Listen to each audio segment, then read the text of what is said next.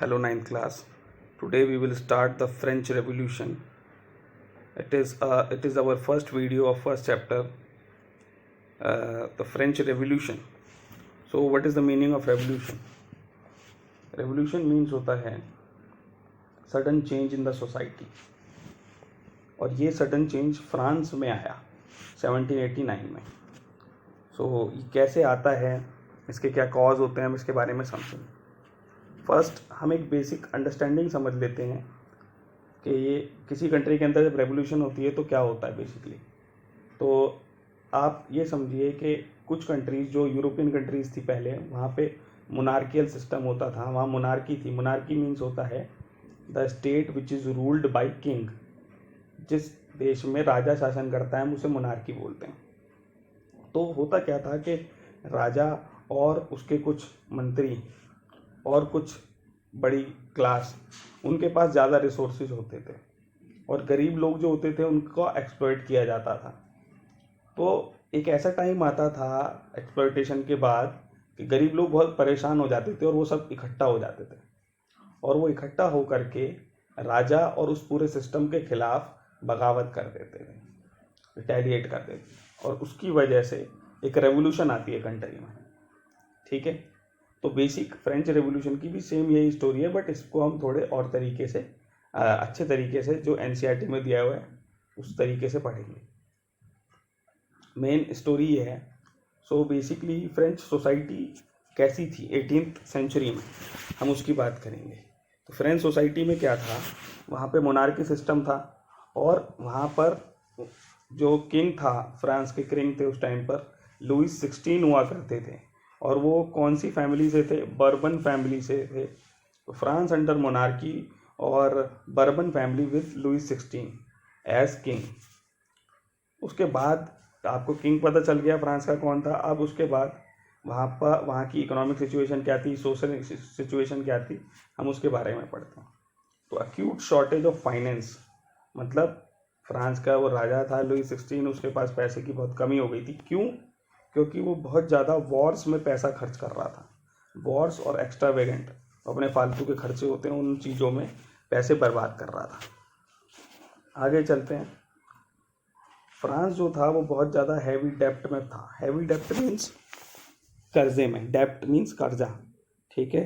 King forced increase taxes. तो king को ये लगा कि अब मुझे टैक्सेस बढ़ाने पड़ेंगे इस कर्ज को चुकाने के लिए. ठीक है. तो उन्होंने फोर्सफुली टैक्सेस को इंक्रीज कर दिया. Society based on states of feudal system. जो सोसाइटी थी वो स्टेट्स में बटी थी. स्टेट्स मीन्स लेवल्स में. और सोसाइटी का जो सिस्टम था वो फ्यूडल सिस्टम था. फ्यूडल सिस्टम में क्या होता है कि कुछ अमीर लोग जो होते हैं उनके पास ज़्यादातर रिसोर्स होते हैं और वो जनता से टैक्स वसूलते हैं. और टैक्स हर तरीके का होता है. वो अनाज भी लेते हैं, पैसा भी लेते हैं और इवन सर्विस भी लेते हैं उनसे. तो ये सारी चीज़ फ्रांस की सोसाइटी में हो रही थी. अब हम फ्रांस का सोशल सेटअप देख लेते हैं कि वहाँ के जो लोग थे वो किस तरीके से डिवाइडेड थे. तो फ्रांस का सोशल सेटअप ये बताता है कि वहाँ पर 3 स्टेट हुआ करते थे. First state, second state and third state. State से यहाँ पर मतलब है लेवल्स ऑफ सोसाइटी. बेसिकली उस सोसाइटी, उस पूरे फ्रांस स्टेट के अंदर किस सोसाइटी के लोग थे. ठीक है. लेवल के लोग थे.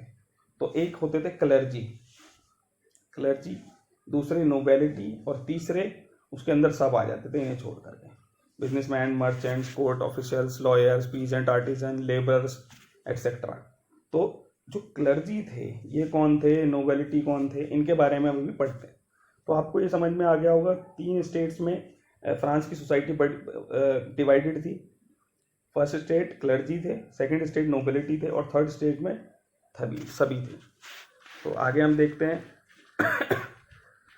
ये सब स्मॉल पीजेंट, लैंडलेस, लेबर्स और सर्वेंट्स, ये सब थर्ड स्टेट्स का पार्ट है. तो क्लर्जी कौन हुआ करते थे पहले तो हम ये समझते हैं. क्लर्जी जो था वहाँ पे जो चर्च के अंदर लोग हुआ करते थे, चर्च ऑफिशियल्स, फादर हो गए चर्च के अंदर और जो दूसरे लोग हो गए, ये सब क्लर्जी क्लास होती है. क्लर्जी इनको डिनोट किया जाता है इनको बताने के लिए. ठीक है. तो उस टाइम पर फ्रांस में जो चर्च हुआ करती थी वो बहुत पावरफुल सत्ता को, पावरफुल एक ग्रुप थी, ठीक है। तो अब क्लर्जी जो थे वो क्या करते थे, वो एक तो इंजॉय प्रिविलेजेस बाय बर्थ, ये इन्हें पैदाइशी बहुत सारी प्रिविलेजेस मिलती थी, बाय बर्थ इन्हें बहुत सारी प्रिविलेजेस मिलती थी। एग्जेम्प्टेड फ्रॉम पेइंग टैक्सेस, ये क्लर्जी क्लास को कभी टैक्स नहीं देने पड़ते थे, हमेशा इन्हें प्रिविलेजेस मिलती थी। एक्सट्रैक्टेड टैक्सेस कॉल्ड टिथ्स, ये एक टैक्स होता है टिथ्स, इसका नाम है, ये टैक्स इन्हें नहीं देना पड़ता था, ठीक है। क्लर्जी क्लास आपको क्लियर हो गई, जो चर्च से रिलेटेड पर्सन होते थे, चर्च में काम करते थे, ये सारे लोग इन्हें क्लर्जी बोलते थे। अब हम बात करते हैं, हमने इनको फर्स्ट स्टेट में पढ़ा था, अब हम बात करते हैं नोबेलिटी की। नोबिलिटी जो थे ये स्टेट के लोग थे, स्टेट यहाँ पे है गवर्नमेंट के, ठीक है, स्टेट के लोग थे, और जो बड़ी क्लास होती है, हाई क्लास होती है किसी भी सोसाइटी की, वो लोग थे। तो ये भी एक feudal privilege, enjoyed feudal privileges, यानी कि इनके पास बहुत सारे रिसोर्सेज थे और इनके अंडर बहुत सारे सर्वेंट्स काम करते थे, ठीक है। एग्जेम्प्टेड फ्रॉम पेइंग टैक्सेस, इन्हें भी टैक्स देने की कोई ज़रूरत नहीं पड़ती थी, फ्यूडल प्रिविलेजेस मिली हुई थी। और एक्सट्रैक्टेड टैक्सेस कॉल्ड टेली, ठीक है, इन्हें एक टेली प्रकार का जो एक टैक्स हुआ करता था वो भी नहीं देना पड़ता था। तो ये हम देख रहे हैं कि किस तरीके से फ्रांस का सोशल स्ट्रक्चर था। तो जो हमारे थर्ड स्टेट के लोग थे, जिसमें हमने देखा सारे लोग आ गए थे, पीजेंट, आर्टिजन्स वगैरह वगैरह, जो बर्डन ऑफ टैक्सेस था वो थर्ड स्टेट के लोग को देना पड़ता था, ठीक है। जो थर्ड स्टेट्स के लोग थे वो सारा बर्डन लेते थे टैक्सेस का, उन्हें सारे टैक्सेस देने पड़ते थे। तो अब हम कुछ चीज़ें देख लेते हैं जो हमारे न्यू वर्ड्स आते हैं चैप्टर के अंदर, हमें उन्हें पढ़ना होता है और उसके बारे में 1 मार्कर क्वेश्चन आ जाता है, ठीक है। इवन पिक्चर्स पे भी क्वेश्चन आता है 9th क्लास में, तो हम पिक्चर्स को भी डिस्कस करेंगे। सो न्यू वर्ड, जैसे एक लीवर आया था, लीवर जो थी वो यूनिट ऑफ करेंसी थी फ्रांस की, बट बाद में 1794 से ये डिसकंटिन्यू कर दी गई, बट 1794 से पहले ये फ्रांस की करेंसी थी जिसका नाम था लीवर, ठीक है। आगे आते क्लर्जी मैंने आपको बताया था, function in the church, special function करते थे कुछ लोग, जो पर्सन्स होते थे चर्च के अंदर जो काम करते थे, चाहे फादर हो गए चाहे और ऑफिसर्स हो गए, उन्हें क्लर्जी ग्रुप बोला जाता था।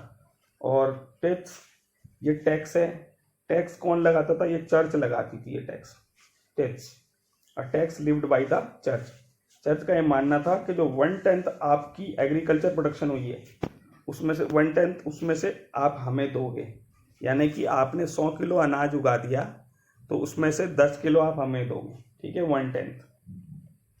और यह टेली, ये टैक्स जो था ये स्टेट लगाता था, यानी कि गवर्नमेंट लगाती थी उस टाइम की उनकी, ये टेली टैक्स ये गवर्नमेंट लगाती थी, टैक्स ये चर्च लगाती थी। शायद आपको क्लियर हो गया होगा। आगे चलते हैं। द स्ट्रगल टू सर्वाइव, ये नया टॉपिक है इसी के अंदर जो हमें पढ़ना था। अब फ्रांस की सोसाइटी इस तरीके से 3 स्टेट्स में डिवाइडेड थी और सबसे ज़्यादा बर्डन जो था वो थर्ड स्टेट के लोगों में था, और नोबिलिटी और क्लर्जी जो थे वो मज़े ले रहे थे। तो अब इस सिचुएशन में बहुत ज़्यादा एक्सप्लॉयटेशन स्टार्ट हो जाता है जो थर्ड स्टेट के लोग होते हैं। तो अब उसमें क्या प्रॉब्लम आती है हम उसके बारे में पढ़ते हैं कि स्ट्रगल कैसे स्टार्ट होता है, टेंशन कैसे बढ़ती है फ्रांस के अंदर। तो टेंशन बढ़ने का एक पहला कारण था rapid increase in population. Population बहुत तेज़ी से बढ़ती है फ्रांस की। The population of France rose from 23 million in 1715 to 28 million in 1789। तो फ्रांस की जो पॉपुलेशन थी 23 मिलियन से 28 मिलियन हो जाती है 1789 में जाते जाते। Rapid increase in demand for food grains की जो डिमांड थी वो बहुत तेज़ी से बढ़ती है, क्योंकि बेसिकली हम समझ सकते हैं अगर पॉपुलेशन बढ़ेगी तो फूड ग्रेन्स की डिमांड भी बढ़ेगी। तो production of grains could not keep pace with the demand, जितनी तेज़ी से डिमांड बढ़ रही थी उतनी तेज़ी से प्रोडक्शन नहीं बढ़ा। ये एक बड़ी टेंशन की बात हो गई थी। तीसरी टेंशन की बात थी wage could not match rising prices, मतलब कि बहुत ज़्यादा जो लेबर थी, most workers were employed as labourers in workshops. जितनी वर्कशॉप फैक्ट्रीज वगैरह होती थी उनमें लेबरर्स काम करती थी और इनके वेजेस जो थे फिक्स्ड थे। तो होता क्या था कि महंगाई बड़ी तेजी से बढ़ रही थी पर इनके वेजेस नहीं बढ़ रहे थे, इनकी तनख्वाह नहीं बढ़ रही थी। तो ये एक बहुत बड़ी टेंशन की बात थी लेबरर्स के लिए। फोर्थ पॉइंट है ड्रॉट और हेल। ड्रॉट और ये जो वो पड़ते हैं, बर्फ पड़ती है, उसे हेल बोलते हैं। Further made the situation verse.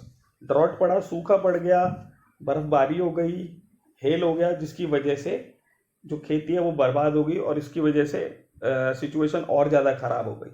उस समय की बात हुई। नाउ लास्ट में क्या होता है, आउटब्रेक ऑफ सबसिस्टेंस क्राइसिस।